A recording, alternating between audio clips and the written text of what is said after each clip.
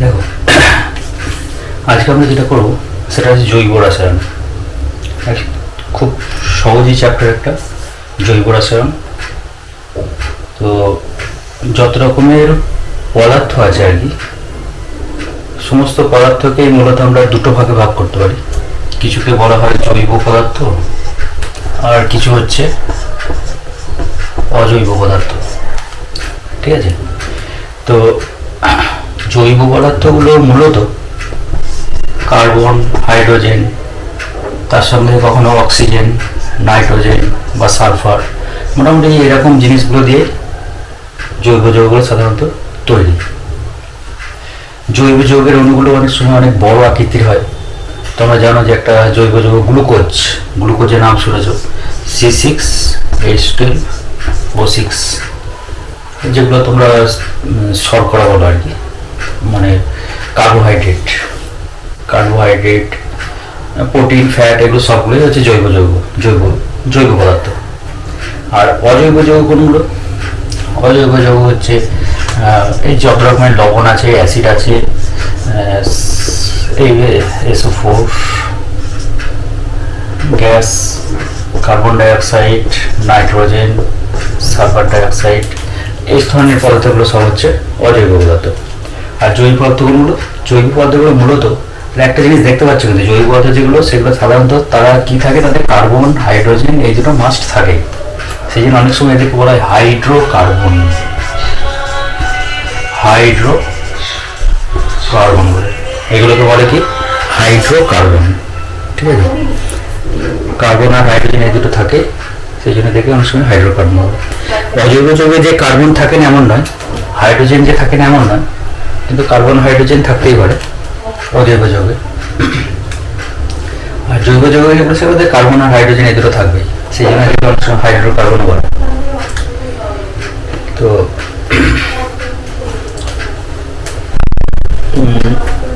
জৈব যৌগের সংখ্যা অসংখ্য। এদের সংখ্যা অসংখ্য। তুমি যত জৈব যৌগ তৈরি করতে পারবে ততই জৈব যৌগ কিন্তু পাওয়া যাবে, জৈব যৌগ। কিন্তু অজৈব যৌগ সংখ্যা একটা নির্দিষ্ট ফিক্সড, তার বেশি কিন্তু আর অজৈব যৌগ পাওয়া যায় না সাধারণত। ঠিক আছে? তো লিমিটেড, অজৈব যৌগটা একটা লিমিটেড হলেও সংখ্যাটা অনেক বেশি, একদম খুবই কম এটা বলা যাবে না, তো সংখ্যাটা আছে। কারণ আমাদের যত পর্যায় সারণীতে তোমরা জানো যে 92টা মৌল আছে, তাই তো? 92, এখন হয়তো 94-95টার মতো আছে। আর কিছু তোমার কৃত্রিম মৌল আছে। তো সেই মৌলগুলোই তো তারা তো একটার সঙ্গে আরেকটার সঙ্গে যুক্ত হয়ে, একটার সঙ্গে যুক্ত হয়ে একবার দুই বা ততোধিক মৌল পরস্পর যুক্ত হয়ে তো জৈব যৌগগুলো তৈরি করে। কিন্তু হাইড্রোকার্বনের ক্ষেত্রে বা জৈব যৌগের ক্ষেত্রে এর একটা বিশেষ ধর্ম আছে, যে ধর্মটার জন্য এদের সংখ্যাটা অসংখ্য হয়ে যায়। কি সেই ধর্মটা? ক্যাটিনেশন ধর্ম।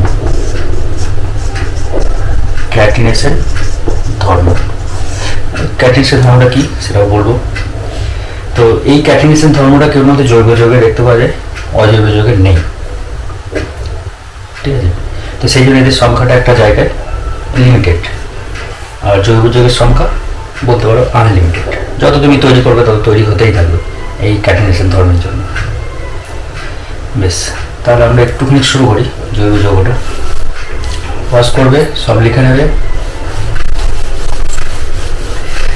দেখো, আমি কি বললাম, জৈব যৌগটা মূলত কার্বন, হাইড্রোজেন এগুলো দিয়েই তৈরি। মানে কার্বনটা কিন্তু থাকবেই, কার্বন ছাড়া জৈব যৌগ এমন হবে না। কার্বন নেই, জৈব যৌগ তৈরি হয়ে গেছে, এরকম কিন্তু হবে না। আচ্ছা, ঠিক আছে, তাহলে কার্বন নিয়ে আমাকে আগে জানতে হবে কার্বনটা কি। কার্বনের পরমাণুর ক্রমাঙ্ক হচ্ছে 6, পরমাণু ক্রমাঙ্ক হচ্ছে 6। তো 6টা পর্যায়ে সারণীতে কীভাবে থাকে? 2, 4। ঠিক আছে? কে কক্ষপথ থাকে 2টো ইলেকট্রন, এল কক্ষপথ থাকে 4টে ইলেকট্রন। তাহলে শেষ কক্ষপথে কটা ইলেকট্রন থাকে? 4টে। কার্বনের শেষ কক্ষপথে 4টে ইলেকট্রন থাকে। এই যে 4টে ইলেকট্রন আছে, তাই কার্বনের গঠন কিরকম, মানে কার্বনটা কিরকম ভাবে থাকতে চায়? কার্বন চাই শেষ কক্ষপথে যে 4টে ইলেকট্রন আছে, সেই শেষ কক্ষপথে তার 8খানা ইলেকট্রন পূর্ণ করতে চায় কার্বন। কার্বন কি করতে চায়, শেষ কক্ষপথে 8খানা ইলেকট্রন পূর্ণ করতে চায়, তাকে তার আরো 4খানা ইলেকট্রনের দরকার পড়ে। তো এর সঙ্গে হাইড্রোজেনের শেষ কক্ষপথে একটা ইলেকট্রন, হাইড্রোজেনের কিন্তু শেষ কক্ষপথে আরো একটা ইলেকট্রনের দরকার। এই ইলেকট্রনটা সম্পূর্ণভাবে কার্বনকে ছেড়ে দিতে পারবে না, কার্বনও সম্পূর্ণভাবে ইলেকট্রনটাকে দিতে পারবে না। হাইড্রোজেনের কি দরকার, আর একটা ইলেকট্রন দরকার, কার্বনেরও 4টে ইলেকট্রন দরকার। 4টে হাইড্রোজেনের 4টে ইলেকট্রনের সঙ্গে সেই জন্য কি করে, জোড় গঠন করে, ইলেকট্রন জোড়, ঠিক আছে, সমযোজী বন্ধন তৈরি করে। কার্বন 4টে হাইড্রোজেনের সঙ্গে একটা সমযোজী বন্ধন তৈরি করে, ঠিক আছে। এই যে যৌগটা, এই যৌগটার নাম হচ্ছে মিথেন। তোমরা বলতে পারো এটা সরলতম জৈব যৌগ বা সরলতম হাইড্রোকার্বন, ঠিক আছে, সরলতম হাইড্রোকার্বন। আচ্ছা, প্রথমে একটা সময় ধারণা ছিল যে জৈব যৌগ আমরা যেগুলোকে বলি, সেগুলো জৈব যৌগগুলো নাকি কোনো ল্যাবরেটরিতে তৈরি করাই যাবে না, মানে কোনো পরীক্ষাগারে জৈব যৌগ নাকি তৈরি করা সম্ভবই নয়, এরকম এটা প্রথম দিকে আর কি মানুষের ধারণা ছিল।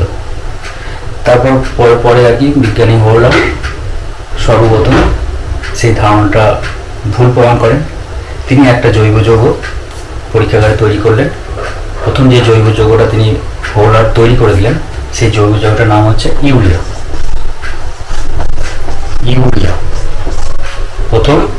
ইউরিয়াটা কি প্রথম পরীক্ষাগারে তৈরি করা জৈব যৌগ, এটা হচ্ছে প্রথম পরীক্ষাগারে তৈরি হওয়া জৈব যৌগ, ঠিক আছে, ইউরিয়া। আর এটা কি বললাম, মিথেনটা কি বললাম, সরলতম হাইড্রোকার্বন। গন্ডগোল করে দিও না যেন, অনেক সময় এটা গন্ডগোল হয়ে যায়। ইউরিয়া তৈরি করেছেন কি করে,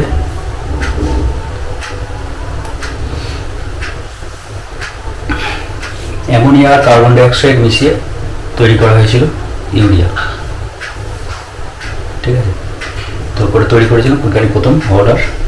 সেই সময় একটা ধারণা ছিল যে জৈব যৌগ তৈরি করা সম্ভব নয়, সব ঈশ্বরের সৃষ্টি, এরকম একটা চিন্তাভাবনা ছিল, ধারণা ছিল।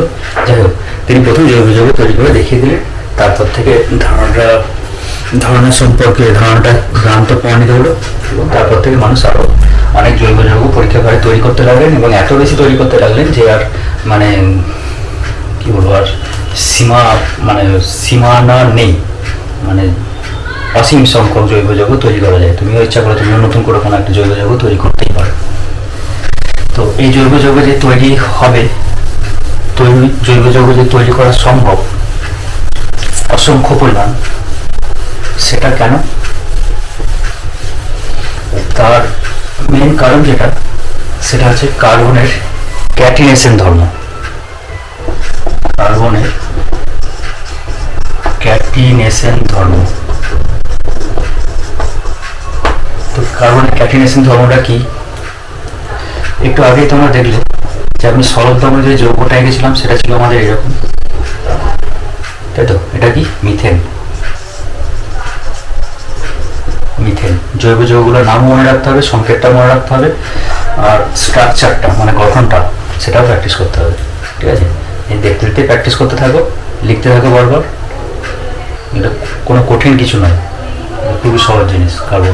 কার্বন এই যে জৈব যৌগ চ্যাপ্টার প্র্যাকটিস করতে থাকলে এটা দেখবে অটোমেটিক হয়ে যাচ্ছে, কিছু বুঝতেই পারবে না কী হয়ে গেছে, কী শিখে গেছে। যাই হোক, এটা দেখো মিথেন হলো। এবার দেখো সি এর তো এরকমভাবে দেখো 4টে বন্ড আছে, 4টে বন্ড দেখতে পাচ্ছ। আচ্ছা, সি এর সঙ্গে এইদিকে একটা বন্ড, এদিকে বন্ড, এদিকে বন্ড, এরকম বন্ড আছে, ঠিক আছে। যদি এই বন্ডগুলোর সঙ্গে এরকম হয় যে এই যে বন্ড আছে, এই বন্ডের সঙ্গে যদি আমার একটা কার্বনকে লাগিয়ে দেওয়া হয়, এগুলোতে এইচ যোগ হলো, এখানে এইচ যোগ হলো, এইচ। আমরা তো জানি কার্বনের 4টে শেষ করে 4টে ইলেকট্রন করা দরকার, মানে এখানে কি হয়েছে, এখানকার কার্বনের 4টে ইলেকট্রন, তো কার্বনের 4টে ইলেকট্রন, 3টে ইলেকট্রন 3টে হাইড্রোজেনের সঙ্গে শেয়ার করে আছে, আর একটা ইলেকট্রন আর একটা কার্বনের সঙ্গে শেয়ার করে নিয়েছে। মানে এই ইলেকট্রনটা কার্বনের এই ইলেকট্রন আর কার্বনের এই ইলেকট্রনটা এটা দুজনে কার্বনের সঙ্গে কার্বন একটা বন্ধন তৈরি করেছে, কার্বন কার্বন বন্ধন, এটা বলে কার্বন কার্বন বন্ধন, বন্ধন তৈরি করে নিয়েছে। ঠিক আছে, তাহলে নতুন যৌগ তৈরি হয়ে গেছে। এটা এই যে যৌগটা কার্বন কটা আছে দেখো, দুটো, এইচ কটা আছে দেখো, 6টা, C2H6। এই যে যৌগটা এর নাম হচ্ছে ইথেন। ঠিক আছে, এটা হচ্ছে ইথেন। আচ্ছা, দুটো কার্বন থাকলো, এই কার্বনটা কি আর একটা কার্বনের সঙ্গে যুক্ত হতে পারে? দুটো কার্বন হয়েছে, এই কার্বনটা কি আর কোনো কার্বনের সঙ্গে পরে আবার এখানে যুক্ত করে দেওয়া যেতে পারে? কার্বন কার্বন আবার একটা কার্বনের সঙ্গে হাইড্রোজেন যেমন আছে থাকলো, হাইড্রোজেন আছে, হাইড্রোজেন আছে, হাইড্রোজেন হাইড্রোজেন হাইড্রোজেন হাইড্রোজেন। এখানে কি হয়েছে, এই কার্বনের এই একটা ইলেকট্রন এই কার্বনের সঙ্গে শেয়ার করেছিল, আবার এই কার্বনের একটা ইলেকট্রন এই কার্বনের একটা ইলেকট্রনের সঙ্গে শেয়ার করে। হতেই পারে। তাহলে এখানে কি পাচ্ছি দেখো, C3H কটা আছে, 3 3 6 7 8 H8। এই যে নতুন যৌগটা তৈরি হলো এর নাম হচ্ছে প্রোপেন।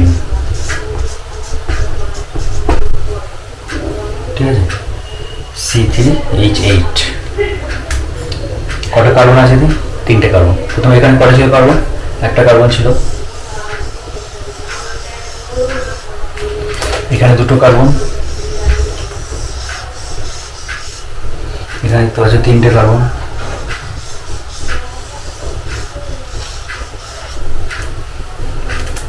আচ্ছা, আবার একটা এই কার্বনটা কি আর একটা কার্বনের সঙ্গে যুক্ত হতে পারে? হতেই পারে, C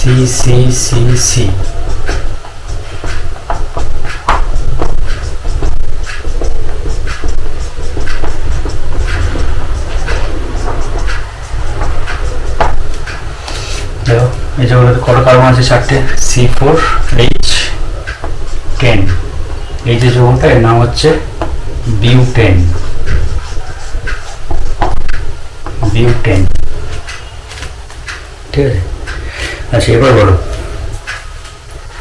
4টে কার্বন দিয়ে তো যুক্ত হলো, এবার কি আর একটা কার্বন যুক্ত হতে পারে? 5টা কার্বন হতেই পারে, 6টা, 7টা, 8টা, 9টা, 10টা, 11টা, 12টা, এভাবে যদি আমি বাড়িয়েই যাই তাহলে কার্বন কিন্তু কার্বন চেন এরকমভাবে যুক্ত হতেই থাকবে, বাড়তে থাকবে, নতুন নতুন যৌগ তৈরি হতেই থাকবে। ঠিক আছে, এই যে পুরো ব্যাপারটা কার্বনের যে বন্ধন, কার্বনের সংখ্যা একটা কার্বন বাড়ছে, নতুন যৌগ তৈরি হচ্ছে, এইভাবে এই যে কার্বন কার্বনের বন্ধনের সংখ্যা বাড়িয়ে বাড়িয়ে নতুন যে যৌগ তৈরি হচ্ছে, এই যে ধর্মটা, এই ধর্মটা একমাত্র জৈব যৌগের ক্ষেত্রেই দেখতে পাওয়া যায়। এই ধর্মটার নামই হচ্ছে ক্যাটিনেশন ধর্ম। ঠিক আছে, তার ক্যাটিনেশন ধর্ম কি বুঝতে পেরেছ? তার এই ক্যাটিনেশন ধর্মের জন্য আমি কি বললাম, জৈব যৌগের সংখ্যা কত হতে পারে? অসীম। কার্বনের সংখ্যা বাড়িয়ে গেলে এইভাবে। তো এটা আমরা দেখতে পাচ্ছি ক্যাটিনেশন ধর্ম আছে। এই সংকেতগুলো লিখবে, স্ট্রাকচার লাগবে। আমাদের 4টে কার্বন পর্যন্ত আমাদের সিলেবাসে আছে, ক্লাস 10 সিলেবাসে 4টে কার্বন পর্যন্ত যত যৌগ আছে সমস্ত যৌগগুলোকে তোমাদেরকে পড়তে হবে। ঠিক আছে, হয়ে গেছে। আচ্ছা, এবার দেখো এই যে স্ট্রাকচারগুলো, গঠনগুলো, এই গঠনগুলো তোমাদেরকে প্র্যাকটিস করতে হবে। বিভিন্ন যৌগের নাম জানতে হবে। তুমি তো অজৈব যৌগ তোমাদের অনেক পড়েছো, অজৈব যৌগের প্রচুর নাম পড়েছো। একই রকমভাবে জৈব যৌগ সংখ্যা তুমি তো এখনই জেনে গেলে যে অসীম, অসংখ্য পরিমাণ। তাহলে এত জৈব যৌগের নাম আমি মনে রাখবো কি করে? তার পদ্ধতি আছে, পদ্ধতিটা ফলো করতে হবে। যে পদ্ধতিতে এত জৈব যৌগের নাম মনে রাখার যে পদ্ধতি, এই পদ্ধতিটার নাম হচ্ছে, নামকরণ করা হয়েছে একটা নতুন পদ্ধতিতে সমস্ত জৈব যৌগের একদম সহজ পদ্ধতি, ইউপ্যাক পদ্ধতি। ইউপ্যাক, ইউপ্যাক, IUPAC, ইউপ্যাক নামকরণ। ইউপ্যাক পদ্ধতিতে, ইউপ্যাক পদ্ধতিতে নামকরণ। ঠিক আছে, ইউপ্যাক পদ্ধতিতে নামকরণটা শিখে নিলে তুমি যেমনই জৈব যৌগ নাও না কেন তার তুমি নামকরণ করতে পারবে। International union of purified and applied chemistry, ঠিক আছে, ইন্টারন্যাশনাল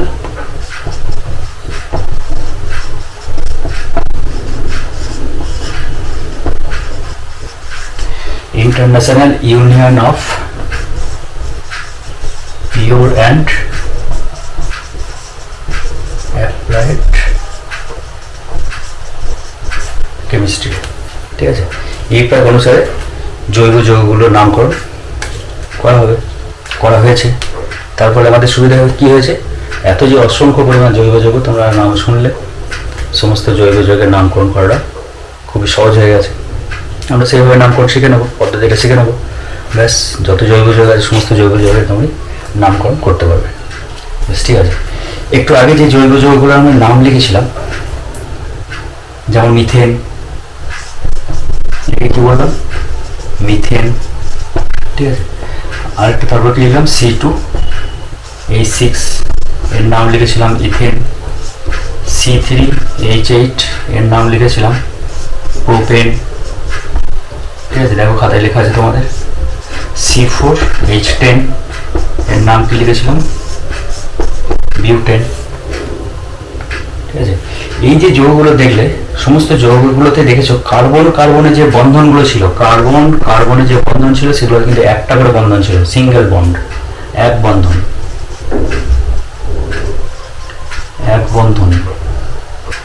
ঠিক আছে, সবগুলো ছিল এক বন্ধনযুক্ত। কার্বনের মধ্যে কার্বনের কথা বুঝে রাখো, কার্বনে অন্য কোনো যৌগের সঙ্গে বলছি না আমি, কার্বনের যে বন্ধন সেটা ছিল এক বন্ধন সবগুলোর ক্ষেত্রে, ঠিক আছে। সেই জন্য এই টাইপের যত যৌগ আছে, এই যৌগগুলোর একটা নাম দেওয়া আছে, এদেরকে বলা হয় অ্যালকেন। কি বলে এদেরকে, অ্যালকেন, ঠিক আছে, অ্যালকেন। এরপরে আছে 5 পেন্টেন, হেক্সেন, সেপ্টেন, অক্টেন, ননেন, ডেকেন, এগুলো 10টা কার্বনের এরকম যৌগগুলো আছে, সবগুলোর নাম হচ্ছে অ্যালকেন। লাস্টে দেখো এন কথাটা এসছে, এন, অ্যালকেন। মিথেন একটা কার্বন হলে মিথ, একটা কার্বন থাকলে মিথ, দুটো কার্বন থাকলে ইথ, তিনটে কার্বন থাকলে প্রোপ, চারটে কার্বন থাকলে বিউট, ঠিক আছে, এগুলো মনে রাখতে হবে। 5টা কার্বন থাকলে পেন্ট, 6টা কার্বন থাকলে হেক্স, 7টা কার্বন থাকলে সেপ্ট, 8টা কার্বন থাকলে অক্টেন, 9টা থাকলে ননে, 10টা থাকলে ডেকেন, বেশ, ঠিক আছে। তো এগুলো সবগুলো কি দেখতে গেলে এগুলো সব হচ্ছে এক বন্ধন থাকলে আমরা কি ব্যবহার করবো, সেই নামের সঙ্গে একটা লাগাবো এন। দেখো মিথ, এন, মিথেন, ইথ, দুটো কার্বন, ইথ, এন, ইথেন, প্রোপ, তিনটে কার্বন, প্রোপ, এন, বিউটেন, ঠিক আছে, বেশ, এগুলো সব আমাদের এক বন্ধনযুক্ত কার্বন আছে, সেগুলো সেই জন্য নাম হয়েছে সবগুলোর অ্যালকেন, ঠিক আছে।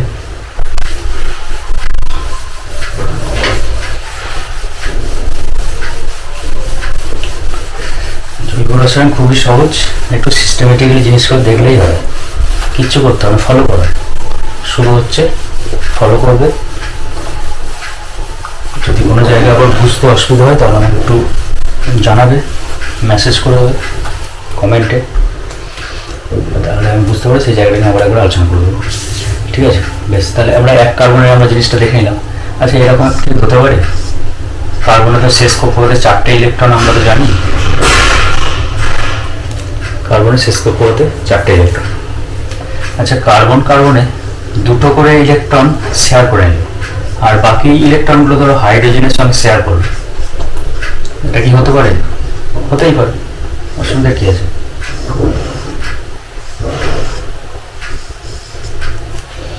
তাহলে কি দাঁড়াবে, এটা carbon double bond, hydrogen single bond. এক্ষেত্রে কি ঘটলো, শুধু হাইড্রোজেনের সংখ্যাটা কমে গেল, ঠিক আছে। কার্বন ডবল বন্ড হয়ে যাওয়ার জন্য এখানে দেখা ডবল বন্ড, দ্বিবন্ধন, একে বলে দ্বিবন্ধন, এক বন্ধন দ্বিবন্ধন, কার্বনে দ্বিবন্ধন। খেয়াল রাখবে কিন্তু কার্বনের সঙ্গে হাইড্রোজেন বা অন্য কোথায় যাচ্ছে, কিন্তু কার্বন, এটা মাথায় ঢুকিয়ে রাখবে, কার্বন, ঠিক আছে। তাহলে দেখো এই যে যৌগটা তৈরি হয়েছে C2H4, এই যে যৌগটার এর নাম হচ্ছে ইথিন। ঠিক আছে, আচ্ছা দুটো কার্বনের মধ্যে এটা হয়েছে, তিনটে কার্বন আছে ধরো, কিন্তু শেষেরটা ধরো আর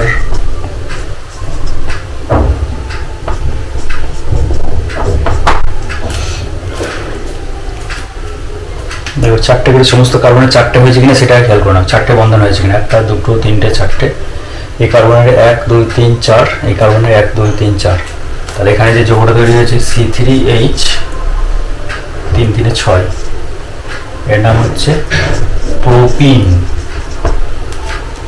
ঠিক আছে, কোনো যৌগে একটা ডবল বন্ড, এই যৌগে একটা ডবল বন্ড।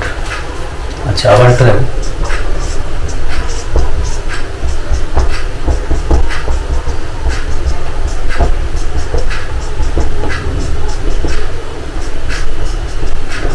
একটা জিনিস শুধু খেয়াল করবে, যৌগ তৈরি করার সময় প্রত্যেকটা কার্বনের চারটে করে বন্ধন হচ্ছে কিনা দেখো।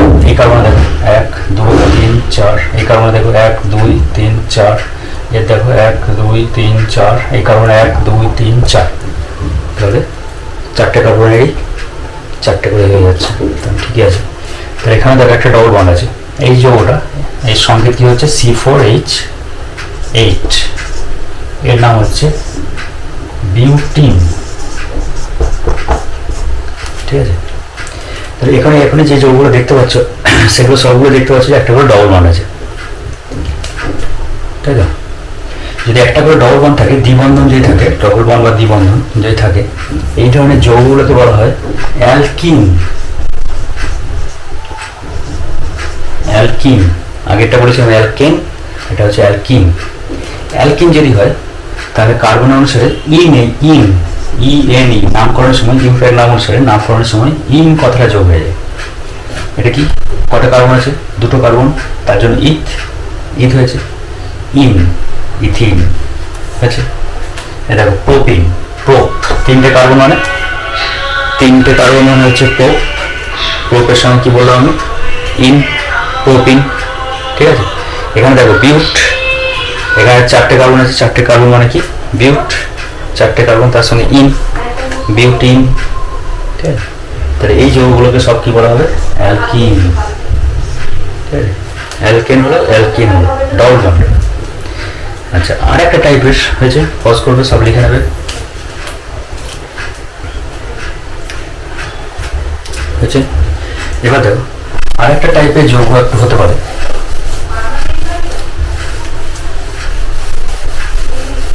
আরেকটা টাইপের এরকম হতে পারে, কার্বন কার্বনে আমরা তো সিঙ্গেল বন্ড দেখলাম, ডবল বন্ড দেখলাম, ট্রিপল বন্ড কি হতে পারে, ট্রিপল বন্ড হতে পারে কিনা দেখা যাক।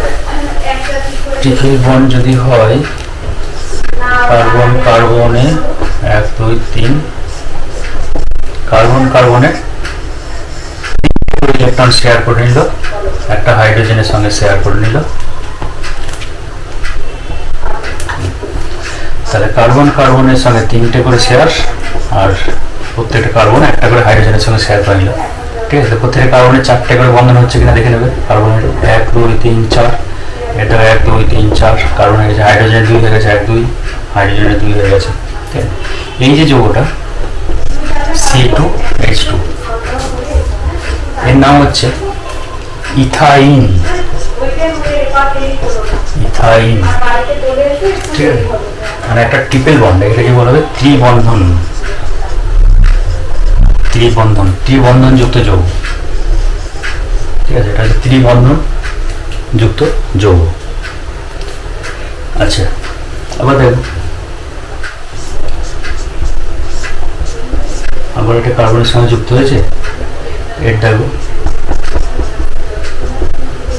এই যে যৌগটা দেখতে পাচ্ছ, দেখো একটা ত্রিবন্ধন আছে কিন্তু কার্বনের সংখ্যা বেড়ে গেছে, মানে এটা হচ্ছে C3H4, এর নাম হচ্ছে প্রোপাইন। প্রোপাইন, ঠিক আছে, ত্রিবন্ধন আছে। আবার দেখো 3টে কার্বন 4টে কার্বন করে দিই ক্যাটিনেশন ধর্ম।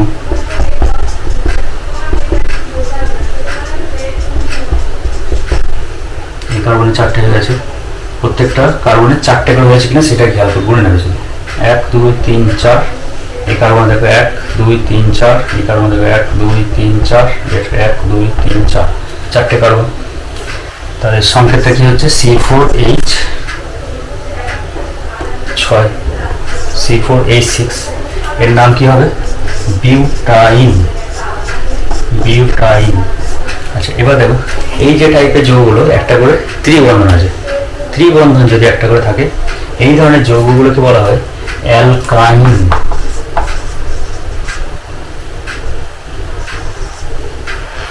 অ্যালকাইন, ঠিক আছে, YN আইন, অ্যালকাইন।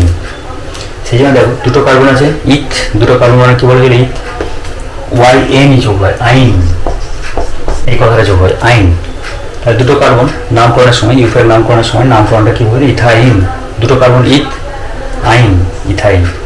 3টে কার্বন মানে প্রোপাইন, 4টে কার্বন বিউটাইন, YN, এই কথাটা যোগ হয়। সেই জন্য এই যৌগগুলোকে সব বলা হয় কি অ্যালকাইন, ঠিক আছে। তাহলে একটা জিনিস দেখো অ্যালকেন, অ্যালকিন আর অ্যালকাইন, এই 3টে টাইপের যৌগকে আমরা শনাক্ত করলাম, চিনলাম, তাদের নামকরণও দেখলাম ইউফের নাম অনুসারে। আচ্ছা তাহলে আরেকবার দেখে নিই, আরেকবার রিভাইজ করে দিই। সবটাই লিখে নেবে, পজ করবে, সবটাই লিখে নেবে,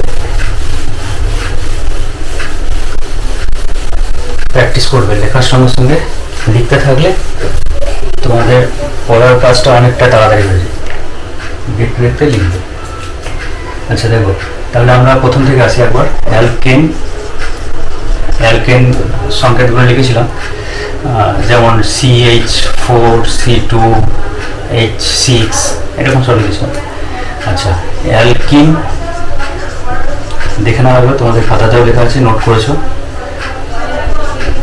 অ্যালকাইন, আচ্ছা অ্যালকেনে যদি সাধারণ সংকেত বলি C3H8 ছিল, C4H10 ছিল, এটা সাধারণ সংকেত। যদি বলা হয় সাধারণ সংকেতটা কি, সাধারণ সংকেত কি, দেখো C যখন বাড়ছে তার সঙ্গে দেখো Hটা দেখো কি হচ্ছে, দুগুণ বাড়ছে, তার সঙ্গে +2 হচ্ছে, মানে হচ্ছে CN যদি হয় তাহলে H হবে 2N+2। দেখো প্রত্যেকটা ক্ষেত্রে এই ফর্মুলা যাচ্ছে অ্যালকেন, অ্যালকেনগুলো দেখো 4, এটা যদি 4 হয় 4 দিয়ে 8 দিয়ে 10, তারপরের যোগটা তুমি বলে দিতে পারো সহজে। আচ্ছা অ্যালকিনের ক্ষেত্রে এদের সাধারণ সংকেত হচ্ছে CnH2n, আর অ্যালকাইনের ক্ষেত্রে দেখবে CnH2n-2, ঠিক আছে। এইটা হচ্ছে সাধারণ ফর্মুলা, সাধারণ ফর্মুলাতে তোমার যৌগগুলো যেগুলো তৈরি হয়েছে তুমি একবার মিলিয়ে নাও, প্রত্যেকটা ক্ষেত্রে মিলিয়ে নাও। 2 যদি করে তাহলে C2H দেখে নাও 4, দেখে নাও অ্যালকিনের ক্ষেত্রে। তারপরে যোগটা কি ছিল C3H6, তারপরটা কি ছিল C4H8 ছিল। আর অ্যালকাইনটার ক্ষেত্রে কি দেখো C2H, দেখো 2 করে মাইনাস, C2H2, C3H4 ছিল দেখে নাও, C4H6, ঠিক আছে। এরপরের যোগ যদি তোমার দরকার পড়ে তুমি বের করে নিতে পারো পরের যোগ, ঠিক আছে।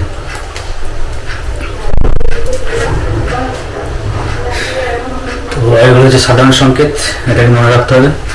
অ্যালকেনের সাধারণ সংকেত হচ্ছে CnH2n+2, অ্যালকিনের এটা, অ্যালকাইন, অ্যালকাইন হচ্ছে এটা। পজ করো, সবটা লিখে রাখো।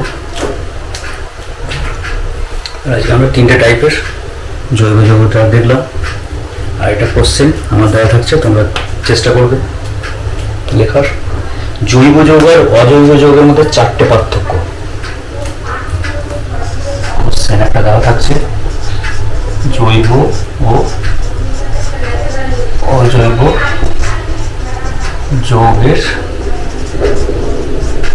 মধ্যে পার্থক্য লেখো, ঠিক আছে। এই পার্থক্যের কিন্তু ক্যাটিনেশন ধর্মটা অবশ্যই উল্লেখ করবে, যে জৈব যৌগের ক্যাটিনেশন ধর্ম দেখতে পাওয়া যায়, অজৈব যৌগের ক্যাটিনেশন ধর্মটা নেই। ঠিক আছে, এই পয়েন্টটা উল্লেখ করবে, জৈব যৌগ আর অজৈবের সংখ্যাটা বলবে কতগুলো পাওয়া যায়, আর দেখবে আর যদি কিছু লেখা যায়। ঠিক আছে, মেন পয়েন্ট যেগুলো সেগুলোকে লেখার চেষ্টা করবো। ঠিক আছে, থাক আজকে।